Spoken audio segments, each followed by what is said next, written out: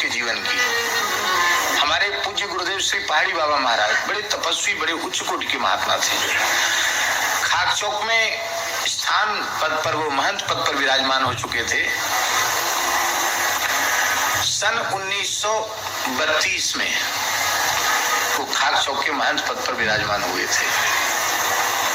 वो कहते हमें सन संबत याद नहीं रहता, पर हमें ये सन याद रहती। क्यों? बोले 32 में महंताई हुई, 32 से व्यवहार, अखाड़े और महंतों को जो महंताई में व्यवहार दिए जाते 32 दिए जाते गए थे। अब तो महंत भी बहुत बढ़ गए, स्थान भी बहुत बढ़ गए। पहले गिने चुने स्थान थे वृंदावन में भी। तो बोले कि हमारे मन में बड़ी व्याकुलता हुई कि कहाँ भजन के लिए आए थे, कहाँ महंती के चक्कर में पड़ गए, अभी भगवान तो मिले नहीं। तो ऐसी व्याकुलता हुई, अपने गुरु भाई के सहारे सब व्यवस्था छोड़कर खाक चौकी, कार्तिक पुणे का भंडारा हो गया था, अगन महीना शुरू हुआ और सब जमुना जी नहाते थे उस समय। सब तो कहते 2:30 बजे हम अपना कमंडल लेके जाते थे। 2:30 बजे जैसे ही कमंडल लेके गए तो किसी ने पूछा नहीं, रोज जाते थे। कमंडल लेके गए तो लौट के नहीं आए, चले गए सीधे जमुना जी के सहारे मथुरा, और फिर वहां से उज्जैन की तरफ चले गए। उज्जैन क्यों गए? बोले उज्जैन हमारे मन में यह था कि कागभूषुंडी जी पर भले ही श्राप के रूप में कृपा हुई, उज्जैन में कृपा हुई, इसलिए चलो उज्जैन चलते हैं, ऐसा बोले मन में आया। तो कहते मन में इतनी व्याकुलता थी कि हमको ऐसा कुछ हो जाए कि हमको भगवान की अनुभूति हो जाए। और उस समय हठयोग आदि की क्रियाओं महाराज जी निष्णात हो चुके थे। नेति, धोती, वस्ती, शंख प्रचालन और सब आसन, प्राणायाम एक दिन में 80 प्राणायाम। उनकी आसन शरीर से ऊपर, जमीन से ऊपर उठ जाता था आसन के प्राणायाम में। अनेक प्रकार की, मतलब कोई सामान्य स्थिति नहीं थी उनकी। योग में बहुत ऊंची स्थिति उनको प्राप्त हो गई थी, लेकिन जिन्हें जो चाहते थे वो नहीं मिला था उनको। तो महाराज जी कहते कि हम रेल की पटरी के सहारे पैदल चलते कई दिन लगे, देवास के जंगल में पहुंच गए। तो देवास के पास एक कोई जंगल में ही कोई शिवालय था। तो शिवालय में लेट गए, पुराना सा शिवालय था। लेट गए, बहुत थके हुए थे, लेट गए तो नींद आ गई। लेटे ही थे कि शायद अर्धरात्रि का समय होगा, बड़ी जोर का डमरू बजा और मेरी जटाओं को पकड़कर किसी ने खींचा। तो बोले जैसे ही मैंने मेरी जटाओं को खींचा तो हम उठ के बैठ गए। मैंने नेत्र खोल के देखा तो दिव्य प्रकाश पुंज के मध्य में साक्षात भगवान शिव, कर्पूर गौरदेह है, चंद्रमा मस्तक पर विराजमान है, साक्षात भगवान शिव सामने खड़े हैं। और बोले तेरे मन में जो व्याकुलता है उसका समाधान हो जाएगा, जो तू चाहता वो तुझे मिल जाएगा, यहां से उत्तर दिशा की ओर चला जा। बस इतनी आवाज सुनाई पड़ी, 1 मिनट लगा होगा मुश्किल से, और वो दृश्य मेरे सामने से अंतर्धान हो गया। मैंने निश्चय कर लिया कि भगवान शिव की कृपा हुई है। अब हम तब तक उत्तर दिशा नहीं छोड़ेंगे जब तक कोई भगवत प्राप्त पुरुष जो भगवत साक्षात्कार करा सके ऐसे महापुरुष न मिल जाए। बोले आगे बढ़े। ठंड का, अगहन के महीने में ठंड शुरू हो जाती है, तो जंगल में तो वैसे ही कुछ शीत अधिक हो जाती है। बोले रात्रि को जा रहे थे, एक नंगा लड़का सामने आया। अब बुद्धि ने ये काम नहीं किया कि इतनी रात में घोर जंगल में नंगा लड़का कहां से? 5-7 साल का नंगा लड़का, शरीर पर कुछ नहीं, लंगोटी तक नहीं। तो हमने उनसे कहा बालक भगवान, यहाँ कोई महात्मा रहते हैं उत्तर की तरफ? हाँ महात्मा तो रहते हैं। ऐसे महात्मा रहते हैं जो मिट्टी छू दें तो मिस्री बन जाए। जाओ, चले जाओ उनके पास। और वो बालक का पता नहीं कहाँ चला गया। अब हम वहां से सीधे चले तो वहां, ये देवास के जंगल की बात है, वहां एक चमेली का झाड़ था, एक कुआ था, कुइया थी। चमेली होती नहीं लता, चमेली की लता का झाड़ था, और उसी झाड़ के सहारे एक महात्मा पड़े थे। एक गुदरी थी, उन पे उनके जटा ऐसे झाड़ पे ऐसे मतलब फैले हुए थे, और वो ऐसे पड़े थे। आकर उन्होंने प्रणाम किया महाराज जी ने। उनसे भी पूछते थे कि यहाँ कोई महात्मा रहते हैं क्या? वो महात्मा तो वही थे।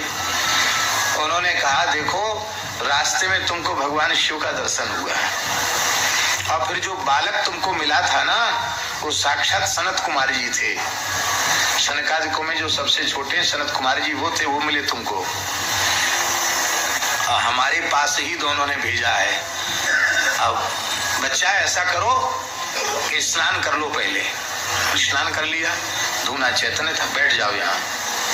तो बैठते ही उन्होंने कहा कि तुम्हारा जन्म अमुक जिले में, अमुक गांव में, सनाट विप्र कुल में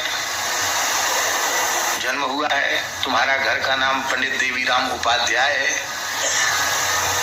तुम अमुक जगह तुम्हारा गुरु स्थान है। इतना इतना साधन कर चुके हो, फिर भी कुछ मिला नहीं है, इसलिए तुम यहाँ आए हो। ऐसे बता रहे हैं जैसे बिल्कुल सब पूरी जीवन बचपन से लेकर अब तक की घटना, कैसे घर छोड़ा, सब बता दिया। तो हमारे मन में तुरंत आया कि अरे ऐसी सिद्धियां तो लोगों को होती हैं जो बता देते हैं। जैसे मेरे मन में इधर उधर अपने दिमाग को मत ले जा, अब मत बैठ के, अब आ गया तो स्थिर हो जा, बैठ जा। बोल बैठ गए। फिर उन्होंने कृपा कर दी। बहुत समय तक उनके साथ महाराज जी रहे और चित्रकूट में साधन किया तो महर्षि अत्रि का दर्शन हुआ उनको।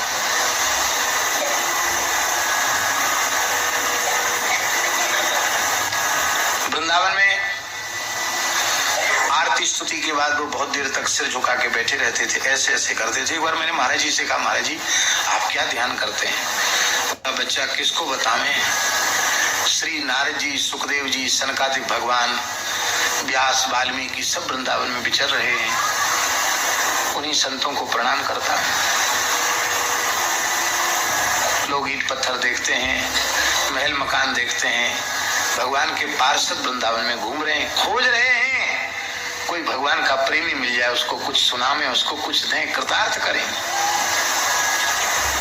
ये बात हम इसलिए कह रहे हैं कि ऐसा जीवन बन जाएगा तो वे सब महापुरुष आप पर कृपा करेंगे। ये प्रत्यक्ष घटनाएं हैं संतों के जीवन की, बहुत पुरानी बात नहीं। 2003 में महाराज जी भगवत धाम गए हैं, उनके जीवन की घटना है। पुराने से कपड़े और नख बड़े बड़े, क्यों नख काटे तो छोटे में बड़े बड़े नख, और खाने भी नहीं जाता था, वहीं कोई आकर डाल दे तो खा लेता था। और खाते खाते सुअर झपट के ले गया तो सुअर को भी नहीं भगाता, कुत्ता झपट के ले जाए तो कुत्ते को भी नहीं भगाता, ऐसे रहता, बोलता किसी से कुछ नहीं। हम भी सोचते थे कि पता नहीं क्या इसको, क्या है, कैसे है। तो सुदामा कुटी में भक्तमाल की कथा चल रही थी, हम ही कह रहे थे कथा। तो एक दिन माइक खराब हो गया, तो भीतर का माइक तो चल रहा था, बाहर वाला माइक बंद हो गया। तो वो जो पागल के वेश में थे ना, वो उठकर वहां से जहां कथा का शब्द ठीक से सुनाई पड़े वहां आ गए। जगमोहन के बाहर आकर एक बन्ना की लता थी, उसके पास बैठ के सुनने लग गया। हम करमेती जी का चरित्र कह रहे थे। अब वो उधर नहीं, ऐसे ऐसे मुड़ के दीवार की तरफ बैठा। अब खिड़की थी जंगला, और जंगले से वो हमारी तरफ देख रहा था, जनता की तरफ तो दृष्टि थी नहीं, ऐसे कोने में। तो हमारी नजर उधर पड़ गई, हमने देखा रे ये तो वहीं बैठता था, आज यहाँ आ गया, इसका मतलब कथा का प्रेमी है। तो करमेती जी को जैसी भगवान की प्राप्ति वाली बात सुनी, वो हिलक हिलक के रोने लग गया। मेरी दृष्टि बदल गई, मैंने कह रही ये तो कोई प्रेमी महात्मा है, हम तो बहुत समय से इनको पागल ही समझते थे। तो इतना प्रेम से कथा सुनना, पागल तो ऐसे नहीं सुन सकता। इसकी झरझर आंसू बह रहे हैं आंखों से। श्रद्धा मन में थोड़ी जगी। तो कुछ दिन बाद जब हम उधर से निकलते, वो दिखाई पड़ते, तो हम उनको ऐसे मन ही मन नेत्र झुका के प्रणाम करते, और वो ऐसे ही रहते थे। ऐसे कभी देखते तो वो भी ऐसी आंख कर लेते, बस इतना। एक दिन खाकचौक से हम, शायद पूष का महीना होगा, बहुत जोर का जाड़ा था, खूब कोहरा पड़ रहा था, फोक जिसको कहते हैं, कोहरा खूब था। तो हम खाकचौक से जैसे लगभग रात्रि को 9 बजे उधर से चले, बहुत ठंड, एकदम घना कोहरा, बिजली का बल्ब का प्रकाश भी टिमटिमाता दिखे, इतना कोहरा। और वो कोहरे में एक फटे से कम्बल को ऐसे लपेट कर वो पीपल के नीचे वो बैठा था। तो हमने सोचा अभी बहुत एकांत है, कोई व्यक्ति है नहीं, अभी जिसके पास थोड़ी देर बैठे, हम वहीं बैठ गए। हमने कहा भगत जी राम राम प्रणाम। पहले तो देखा ही नहीं हमारी तरफ, फिर मेरी तरफ ऐसे देखा तो देखकर संभवतः पहचान लिया कि ये कथा सुनाता वही है ये। तो हमने कहा कि भैया आप कहाँ से आए हैं? और ध्यान से सुने, बड़ी प्रेरक बात है। आप कहाँ से आए हैं? बोला फर्रुखाबाद। फिर हमने दूसरा प्रश्न पूछा, किस जाति के हो? बोला कान्यकुब्ज ब्राह्मण। हमने कहा आप पढ़े लिखे भी हैं? बोला MSc किया हुआ है। हम तो पढ़े नहीं तो हम क्या जाने MSc क्या होता। उसने कहा हमने MSc किया हुआ है। तो हमने कह रही इतने पढ़े लिखे अच्छे कुल के बालक, आप ऐसे रहते हो, आप गंदगी में रहते हो, ऐसे क्यों रहते हो? तो इतना सुन के वह रोने लग गया और बोला कन्हैया से मिलने के लिए, कन्हैया से मिलने के लिए ऐसे रहता हूं। तो हमने कहा आपको कन्हैया मिल गए?